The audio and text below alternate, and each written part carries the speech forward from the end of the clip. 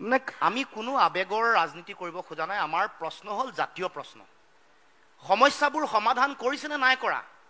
নাই কৰা কাৰণে কোনে নাই কৰা? নাই কৰা দিল্লীয়ে নাই কৰা।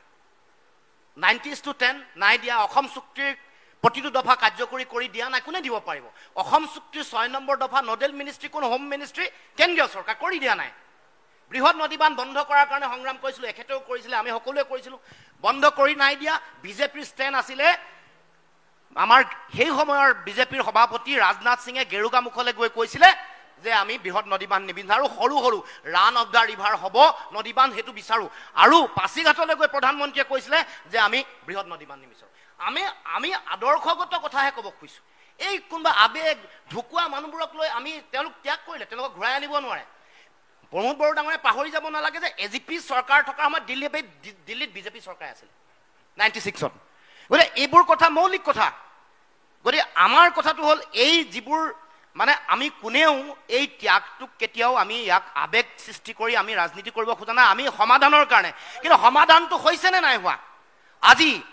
আজি যি সময়ত এই অসম চুক্তিখন আখৰে আখৰে পালন কৰিম, 16 মে'ৰ পৰা বিদেশী টালি টোপোলা বান্ধি যাব লাগিব বুলি কৈছিল, সেই বিজেপিয়ে তেওঁলোকে CAA আনি পিনে 43 বছৰ বিদেশী বুজা অসমক জাপি দিলে নে নাই দিয়া? আমাৰ মাটি তেওঁলোকে নিদিওঁ বুলি কৈ, বাংলাদেশক মাটি নিদিওঁ বুলি কৈ বাংলাদেশক আমাৰ মাটি দিলে নে নাই দিয়া? সীমান্তলৈ গৈ ভাৰতবৰ্ষৰ তিৰংগ পতাকা উত্তোলন কৰিছিল সৰ্বানন্দ সোণোৱালৰ নেতৃত্বত। এতিয়া সেই সৰ্বানন্দ সোণোৱালৰ নেতৃত্বত বিজেপিৰ সেই সময়ৰ সভাপতি তিৰংগ পতাকাৰ সন্মান ৰাখিব পাৰিলে নে নোৱাৰিলে? মাটি নিদিওঁ বুলি বাংলাদেশক মাটি দিলে। তাৰমানে এই যিবোৰ মৌলিক প্ৰশ্ন আমি উত্থাপন কৰিছোঁ, সম্পদৰ অধিকাৰ, আন কথা বতৰা, সেইবোৰ দিব নে নিদিব? আৰু আমাৰ নেতৃত্ব, মই কওঁতে প্ৰমোদ বড়ো ডাঙৰীয়াই কৈছে আমাৰ নেতৃত্ব বিফল হৈছে, সঁচা কথা। গণ পৰিষদৰ মানে প্ৰফুল্ল মহন্ত বিফল হ'ল, ভিগু ফুকন বিফল হ'ল। এতিয়া তেওঁলোকে সেই লাইনতে সৰ্বানন্দ সোণোৱাল আৰু হিমন্ত বিশ্ব শৰ্মাক ৰাখে নে নাৰাখে? এইটোহে মৌলিক প্ৰশ্ন, যে তেওঁলোকে জাতিৰ কাৰণে আজৰি আনিব পাৰিলে নাই? কথা এটা কথা ভুল হ'ব, মই বিফল হোৱা বুলি কোৱা নাই, মই একাউণ্টটোহে কৈছোঁ যে গোপীনাথ বৰদলৈৰ পৰা ডক্টৰ হিমন্ত বিশ্ব শৰ্মালৈকে যিখিনি সমস্যা হৈছে এই কথাই কৈছোঁ। মই কাকো বিফল হোৱা বুলি কোৱা নাই, মোৰ বিফল হোৱা বুলি কোৱা ইণ্টেনশ্যনো নাই। আৰু মই পণ্ডিত জৱাহৰলাল নেহৰুৰ পৰা নৰেন্দ্ৰ মোদী ডাঙৰীয়ালৈ এইটোকে মই এনালাইচিছ কৰি কৈছোঁ। কিন্তু আজি আমাৰ কিবা কাম হোৱা নাই। আৰু আৱেগিক কথা কোৱাৰ কাৰণটো এইটো যে আজি অসমত কি হৈছে কি হোৱা নাই এইটো একেলগে বহি আলোচনা কৰাৰ কোনো পৰিৱেশে নাই। সবে নিজৰ নিজৰ এজেণ্ডা লৈ নিজে নিজে ব্যস্ত হৈ আছে। গতিকে কোনদিনা এনালাইচিছ কৰিব? 2024 হ'ল, 2047ত কৰিম না 50ত কৰিম আমি অসমৰ ইণ্টাৰেষ্টত? সবে যদি নিজৰ ৰাজনীতিক ইণ্টাৰেষ্টটো লৈ পেলাই গৈ আছে, তাততো মোৰো ক'ব লগা নাই। তো এইখিনি সময়ত মই BTCৰে কথা ভাবিম, ময়ো বড়োৰে কথা ভাবিম, নিজৰে কথা ভাবিম। লুৰিণজ্যোতি গগৈ, মই প্ৰমোদ বড়োৰ কথাটো মই সমৰ্থন কৰিছোঁ। তেখেতে যিটো কৈছে যে বড়ো জনগোষ্ঠীৰ কাৰণে তেওঁ BTADৰ জনতা, আমাৰ আপত্তিয়ে নাই। বড়ো জনগোষ্ঠীৰ উন্নয়ন BTADৰ সামগ্ৰিক উন্নয়ন হ'ব লাগে আৰু বহুত বেছি উন্নয়ন হ'ব লাগে, তাত আমাৰ পূৰ্ণ সমৰ্থন আছে। কিন্তু আন BTADৰ গোটেই কথা সমস্যাখিনিক ল'লে বুলি অসমৰ সামগ্ৰিক কথা বতৰাবোৰক তেওঁ গুৰুত্ব নিদিব নেকি? CA যেতিয়া জাপি দিছিল, CAৰ যোগেদি অহা বিদেশীবোৰে নে অকল ডিব্ৰুগড় তিনিচুকীয়াত থাকিব, BTAD নাযাব নেকি? মাটি দখল নকৰিব নেকি? এই প্ৰশ্নটো আজি 43 বছৰ বিদেশী বুজা যেতিয়া আমি পাম, তেওঁৰ সন্তান সন্ততিবোৰৰ চাকৰি বড়ো মানুহৰ পৰা কাঢ়ি ল'বনে নলয়? তেওঁলোকৰ সন্তান সন্ততিয়ে নাগৰিকত্ব পাব, তেওঁলোকে পাব লগা মাটি ভেটি বড়োলেণ্ড এৰিয়াত ল'বনে নলয়? এইবোৰ মৌলিক প্ৰশ্ন, এইবোৰ জাতীয় প্ৰশ্নহে কৰিব খুজিছোঁ। দ্বিতীয় কথা, মই আপুনি যিটো কৈছে আমাৰ দলবোৰ একত্ৰিত, আমি আঞ্চলিক দল একত্ৰিত হ'বলৈ চিন্তা চৰ্চা কৰিছোঁ। অকল কিয় অখিল গগৈ লুৰিণ গগৈত সমাবদ্ধ কৰিছে? আমি সকলোৰে কাৰণে বাট খুলি দিছোঁ। অজিত ভূঞা ডাঙৰীয়া আহিব, সোণোৱাল কছাৰী গণমঞ্চ আহিব, তালৈ আমাৰ কামতাপুৰ তেওঁলোকে পিপুলছ ফ্ৰণ্ট আহিব। মই ভাবোঁ যে এওঁ যিটো কৈছে, এখেতৰ এজেণ্ডাই যেন পাইছোঁ আমাৰ দুটাক মানে লগ কৰাটো। কেন্দ্ৰীভূত চিন্তা, আমি সদায় বিকেন্দ্ৰীভূত চিন্তাত আমি বিশ্বাস কৰোঁ। এইটো মোৰ ডেমক্ৰেটিক ZPMৰ দৰে কনচেপ্ট। সকলোৱে নিজে নিজে থাকক, একত্ৰিত হৈ থাকক, একতাত শক্তি আছে। এই কথাটো বুজি নাপালে আপোনালোকৰ সেই কাৰণে এই কথাটো তেওঁলোকে ক'ব খুজিছে। আপোনালোকৰ সেই মঞ্চখনত BPF বা UPPL অসমৰ জাতীয় প্ৰশ্নত যুঁজিলে সকলো আমাৰ ওচৰলৈ আহিব। জাতীয় প্ৰশ্নত যদি দিল্লীৰ লগত যুঁজে, কম্প্ৰমাইজ নকৰে, অধিকাৰ আজৰি আনিবৰ কাৰণে যদি চিন্তা চৰ্চা কৰে, তেতিয়াহ'লে নিশ্চিত আপোনালোকৰ ওচৰলৈ কিয় আহিব লাগে? তেওঁলোকৰ বুলি কোৱা নাই, আমাৰ ওচৰলৈ নকওঁ, এইটো কথা কেতিয়াও নহয়। আমি সকলো সমতা, এতিয়া সোণোৱাল কছাৰী এটা জনগোষ্ঠী, আমি সমতাৰ দৃষ্টিভংগীৰে চাম। এইটো কেনেকুৱা? আমিতো বিজেপি নহয় যে ডিক্টেট কৰিম। মই তিতা সঁচা এটা কথা কৈ, আমিতো বিজেপি নহয় ডিক্টেট কৰি দিম, আমাৰ ফালে আহা। আমি সমতাৰে বড়ো জনগোষ্ঠী আমাৰ অসমৰ জাতীয় জীৱনৰ আটাইতকৈ পুৰণা ভূমিপুত্ৰ জনগোষ্ঠী তেওঁলোকৰ শক্তি যেতিয়া থাকিব তেওঁলোকৰ অধিকাৰ যেতিয়া সুৰক্ষিত হ'ব সমগ্ৰ অসমীয়া জাতি সত্তাৰ হ'ব এইটো আমি বিশ্বাস কৰোঁ অসমীয়া জাতি গঠন প্ৰক্ৰিয়াত বড়ো কাৰ্বি তিৱা ৰাভাৰ আটাইতকৈ বেছি অৰিহণা হোৱাটো বেছি উচিত এই কথা মই বিশ্বাস কৰোঁ এই বক্তব্য মই ৰাখিছোঁ কৈছোঁ বিভিন্ন সময়ত এইটোত কেতিয়াও হিন্দেৰি নাই আমাৰ অসমৰ জাতি গঠন প্ৰক্ৰিয়াত মূল আৰম্ভণি অংশীদাৰিত্ব বড়ো কাৰ্বি তিৱা ৰাভা মিচিং এইসকলৰ তেওঁলোক ভূমিপুত্ৰ গতিকে তেওঁলোকৰ অধিকাৰ সুৰক্ষিত হোৱাটো আমি অন্তকৰণে বিশ্বাস কৰোঁ আমি কেতিয়াও এই ক্ষেত্ৰত কোনো দ্বিধাবোধ নাই অসমৰ মানুহৰ সেই জাতীয় চেতনা সেই জাতীয় স্বাভিমানৰ কাৰণে আলফাৰ উত্থান হৈছিল এটা সময়ত অসম গণ পৰিষদে দুবাৰকৈ চৰকাৰ গঠন কৰাৰ পাছত কি কৰিলে কি দিলে আমি কি পালোঁ আমি দেখিলোঁ ঠিক একেধৰণে যেতিয়ালৈকে হাবিত সেইসকল মানুহ আছিলে তেওঁলোকক আমি সকলোৱেই সিংহ বুলি ভাবি আছিলোঁ কিন্তু যেতিয়াই তেওঁলোক আলফাৰ সেই নেতাসকল হাবিৰ পৰা জনসাধাৰণৰ মাজলৈ ওলাই আহিল তেওঁলোক আচলতে সিংহ নে তেওঁলোক ঘৰৰ মেকুৰীতকৈও তলৰ তাৰপিছত অসমৰ মানুহে গম পালে এই যিটো মানুহৰ বিশ্বাসহীনতা এই যিটো মানুহৰ আস্থাহীনতা সেইকাৰণেই বাৰু এতিয়া আপোনালোকে হাজাৰ চেষ্টা কৰিও বিজেপি বা কংগ্ৰেছৰ বিৰুদ্ধে এতিয়াও মূৰ দাঙি উঠিব পৰা নাই নেকি প্ৰথম আপুনি যিটো কথা কৈছে যে গোটেই কথাটো হৈ গ'ল আপোনাৰ দৃষ্টিভংগীটো ব্যক্তিকেন্দ্ৰিক কোনোবা দল কোনোবা সংগঠনে বিশ্বাসঘাতকতা প্ৰতাৰণা কৰিছে তাৰ কাৰণে জাতীয় প্ৰশ্নবোৰ অমূলক হ'ব নেকি আমি উত্থাপন কৰা যিটো আঞ্চলিক বৈষম্যৰ কথা কৈছে আপুনি যিবোৰ আঞ্চলিক বৈষম্যৰ কথা কৈছে বা শোষণ নিষ্পেষণৰ কথা কৈ আছে এইবোৰ সদায় এক্সিষ্ট কৰি আছে আৰু এক্সিষ্ট কৰি থাকিব আৰু সেইকাৰণে ভাৰতবৰ্ষৰ দৰে এখন বিশাল ৰাষ্ট্ৰত য'ত ভাৰতবৰ্ষৰ আৰ্টিকল 1তে আমাৰ আঞ্চলিক দলবোৰৰ প্ৰাসংগিকতা বা আঞ্চলিকতাবাদৰ প্ৰাসংগিকতাৰ কথা কৈছে গতিকে এইটো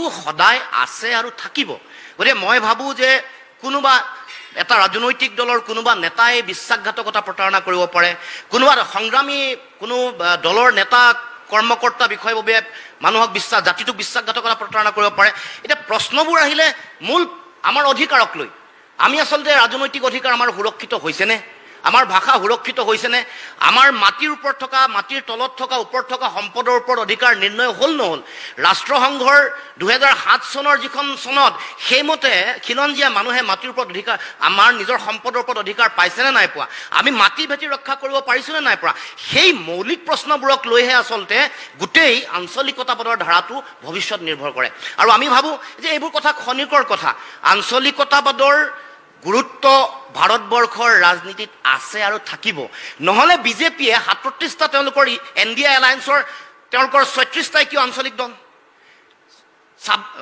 ইণ্ডিয়াৰ 26টা তেওঁলোকৰ পলিটিকেল পাৰ্টি আছে তাত গৰিষ্ঠ সংখ্যক আঞ্চলিক দল তাৰমানে আঞ্চলিক দলৰ ভূমিকা আছে আৰু থাকিব আৰু বেলেগ বেলেগ ধৰণেও যদি আপুনি ইণ্টাৰপ্ৰিটেশ্যন কৰে আপুনি য'ত য'ত আঞ্চলিক দলৰ চৰকাৰ আছে তেওঁলোকৰ অৰ্থনৈতিক অৱস্থা তেওঁলোকৰ স্বাৱলম্বিতা বা তেওঁলোকৰ উদ্যোগৰ উন্নয়নৰ গোটেই গতিবিধি যদি চাই গতি প্ৰকৃতি যদি আপুনি দীঘলীয়াকৈ পৰ্যালোচনা কৰে আপুনি তামিলনাডুলৈ যাওক তামিলনাডুৰ GSDP আজিৰ দিনত 2nd পজিশ্যন ভাৰতবৰ্ষৰ ভিতৰত এইটো ছেপ্টেম্বৰত চৰকাৰী সংস্থাই কৰা প্ৰতিবেদনৰ প্ৰকাশ গতিকে ৰিজনেল পাৰ্টিয়ে য'ত সঁচাকৈ মানুহৰ স্বাৰ্থক লৈ তামিলসকলৰ স্বাৰ্থক লৈ মহাৰাষ্ট্ৰত মাৰাঠীক স্বাৰ্থক লৈ যিসকলে কাম কৰিছে বা ছিক্কিম সৰু ৰাজ্য জন্মৰ পৰাই অকল আঞ্চলিক দলে তাত শাসন কৰি আহিছে 57 বছৰ তামিলনাডুত আঞ্চলিক দলে শাসন কৰি আহিছে গতিকে এই কথাটো হ'ল কোন নেতাই কি লক্ষ্য আৰু উদ্দেশ্য লৈ কোন অধিকাৰৰ প্ৰশ্নবোৰক লৈ তেওঁলোকে নিজৰ ৰাজনীতি কৰিছে সেইটো কথা যিবোৰ কথা আপোনালোকে আলোচনা কৰিছে এইবোৰ ক্ষমতাকেন্দ্ৰিক কথা বতৰা মূল বিষয় হ'ল জনগণৰ স্বাৰ্থ আমাৰ যিবোৰ আঞ্চলিক বৈষম্য আহিছে দিল্লীয়ে যিবোৰ শোষণ কৰিছে আমাক অধিকাৰ দিয়া নাই সেইবোৰক লৈ প্ৰশ্ন উত্থাপন কৰিছোঁ আৰু মই ভাবোঁ যে ৰিজনেল পলিটিক্সটো বেছি চাইণ্টিফিক আৰু ডেমক্ৰেটিক লুৰিণজ্যোতি গগৈ আপুনি যিটো কথা কৈছে মই আপোনাক সেইটোকেতো সুধিছোঁ আপুনি যিখিনি উত্থাপন কৰিব বিচাৰিছে তাৰ কাৰণেতো আপোনাক এখন ৰাজনৈতিক মঞ্চ লাগিব যিটো কথা আপুনি ক'লে 57 বছৰ তামিলনাডুত হৈ আছে মই জানো তাত DMK আৰু ADMK আপুনি অল্টাৰনেটিভভাৱে দীৰ্ঘদিন ধৰি তাত শাসন চলাইছে একেটা সময়তে যদি মই আপোনাক কওঁ প্ৰফুল্ল মহন্তৰ যেতিয়া ৰাজনৈতিক উত্থান সেই একেটা সময়তে চন্দ্ৰবাবু নাইডুৰ অন্ধ্ৰপ্ৰদেশত উত্থান হৈছে আজি সেই চন্দ্ৰবাবু নাইডু ভাৰতবৰ্ষৰ কেন্দ্ৰীয় চৰকাৰৰ আটাইতকৈ গুৰুত্বপূৰ্ণ ব্যক্তি হৈ আজিও চন্দ্ৰবাবু নাইডুৱে নিজক উজ্বলাই তুলিব পাৰিছে সেই সত্তাটো দেখুৱাই আছে কিন্তু আমাৰ প্ৰফুল্ল মহন্ত কলৈ গ'ল আমাৰ বৃন্দাবন গোস্বামী কলৈ গ'ল আমাৰ চন্দ্ৰমোহন পাটোৱাৰী কলৈ গ'ল অসম গণ পৰিষদৰ এতিয়া কি গুৰুত্বপূৰ্ণ ভূমিকা আছে দিল্লীৰ ৰাজনীতিত Yes. আপোনালোকৰ যদি সেই সংখ্যাটো নাথাকে আপোনালোকৰ যদি সেই নেতাৰ নেতৃত্বটো চেণ্ট্ৰেল গভৰ্ণমেণ্টৰ ওচৰত সেই ধৰণে যদি উজলি নুঠে তেনেহ'লে আপোনালোকে ইয়াত সেইখিনি হাজাৰ চিঞৰিও কি লাভ হ'ব সেই স্বাভিমান সেই আত্মভিমানৰ কথা যিখিনি কৈ আছে আমাকতো দিল্লীৰ দৰবাৰত সেইখিনি ক'বলৈ সেই মঞ্চখনত উপস্থাপন কৰিবলৈ আমাকতো এজন নেতা লাগিব নিশ্চিতভাৱে সেই নেতাজন নোহোৱাকৈ আমি যদি অকল সংবাদ মাধ্যমৰ বাঘ হৈ থাকোঁ তেনেহ'লে আমাৰ কেনেকৈ সেই সমস্যাবিলাক আমি উত্থাপন কৰিম বা আমাৰ সেই গুৰুত্বটো কেনেকৈ আমি আদায় কৰিম আৰম্ভণিটো সেইকাৰণে এই যে গণ পৰিষদে বিশ্বাসঘাতকতা প্ৰতাৰণা কৰিলে আপুনি মানুহৰ কথা কৈ আছে দল এটাৰ কথা কৈছে তেওঁলোকৰ ইণ্টেনশ্যনটো ঠিক নাছিল যুঁজিব নোৱাৰিলে কাৰণে সময়ে তেওঁলোকক ৰিজেক্ট কৰিলে আমি ভাল ইণ্টেনশ্যন এটা লৈ আমি সকলোৱে সন্মিলিতভাৱে কাম কৰিবলৈ অখিল গগৈ ডাঙৰীয়া বা আমি অসম ৰিজনেল ফ্ৰণ্ট আমি আৰম্ভ কৰিছোঁ ইয়াৰ আমি লক্ষ্য এইটোৱে যে আমাৰ যিবোৰ অমীমাংসিত জাতীয় প্ৰশ্ন এইবোৰক লৈ যুঁজিম তাৰ কাৰণে এই আৰম্ভণি 3টা বছৰ অতিক্ৰম কৰিছে আমি সফল হোৱা নাই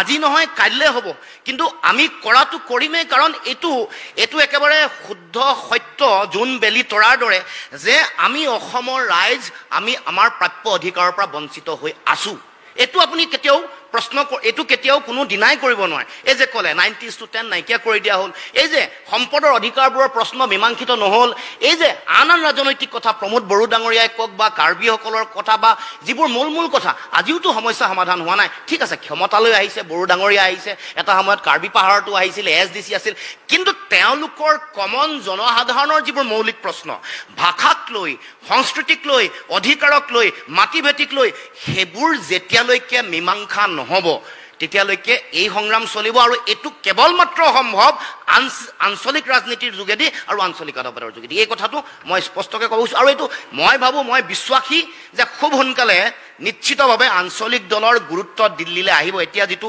আপুনি কৈছে যে গুৰুত্ব নাই গণ পৰিষদৰ কোনো গুৰুত্ব নাই গণ পৰিষদে চিঞৰা শব্দটো দিল্লীত গৈ খুন্দা মাৰিব নোৱাৰে মোদী ডাঙৰীয়া বা অমিত শ্বাহ ডাঙৰীয়াৰ ওচৰত সেইকাৰণে আমাৰ বিষয়বোৰ তেওঁলোকে ক'ব নোৱাৰিলে নাগৰিকত্ব সংশোধনী আইনখনে যে আমাক অন্যায় কৰিব এইটো ক'ব পাৰিব লাগিছিল তেওঁলোকে তাৰে কাৰণ 855 জন শ্বহীদৰ ত্যাগৰ বিনিময়ত তেওঁলোকৰ তেজৰ চেকুৰাৰে পাৰ হৈ জন্ম হোৱা এটা দল তেওঁলোকে ক'ব পাৰিব লাগিছিল যে অন্যায় 43 বছৰ অতিৰিক্ত বিদেশী বোজা আমাক দিব নোৱাৰে আমি ইতিমধ্যে 20 বছৰৰ বোজা লৈছোৱে দেশৰ হৈ লৈছোঁ মানৱীয়তাৰ দোহাই দি লৈছোঁ সমগ্ৰ ৰাষ্ট্ৰৰ হৈ লৈছোঁ আন্তঃৰাষ্ট্ৰীয় চুক্তি মানি লৈছোঁ এতিয়া আৰু আমি নোৱাৰোঁ এইটো ক'ব পৰা দমটো ৰিজনেল পাৰ্টিৰ লিডাৰৰ থাকিব লাগিব যিটো নাই কাৰণে আজি আপুনি মোক প্ৰশ্ন কৰিবলৈ সুযোগ পাইছে আহি থাকিব লগা দিনসমূহত আমাৰ যেতিয়া চৰকাৰ হ'ব আমি যেতিয়া আমাৰ আৱাজ দিল্লীলৈকে আহিব তেতিয়া এই বিষয়বোৰ জাতীয় জীৱনৰ এই মৌলিক বিষয় মৌলিক প্ৰশ্ন জাতীয় জীৱনৰ অধিকাৰক লৈ হোৱা যিবোৰ কথা বতৰা এইবোৰক নিশ্চিতভাৱে যুঁজিম আৰু এইটো আপুনি বিশ্বাস ৰাখক এইটো কেৱল মাত্ৰ আঞ্চলিক দলৰ যোগেদিহে সম্ভৱ